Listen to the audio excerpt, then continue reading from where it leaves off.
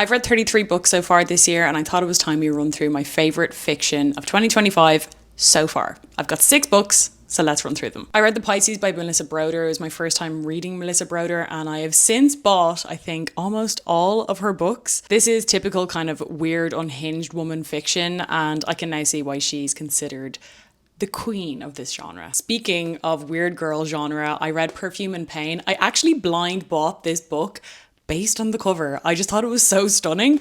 I did read the blurb and knew that I would love it. This is super funny, witty, it's satirical, and it takes the anti-hero to a whole new level. Melissa Broder said that Clarice Lispector was one of her favourite authors, so obviously I had to read her too. I started off with The Hour of the Star. Now this is a tiny book, but my god, is it dense. Like nothing I've ever read. James Joyce for weird girls. I also read my first Toni Morrison this year. I started off with The Bluest Eye, and oh my god, this book absolutely devastated me. I still have a hole in my heart thinking about it.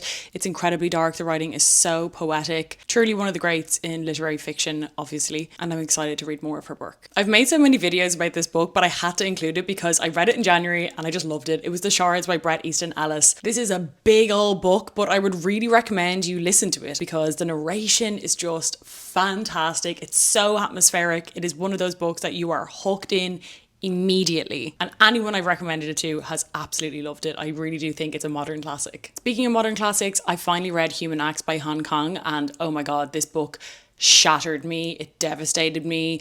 It turned me upside down. I was weeping by the end of it. It's a historical fiction, and for a historical fiction to be able to make you cry like that, I think is some feat. Let me know what your favourite book that you read this year was, what you think I should add to my list. I wonder, can I read 33 more?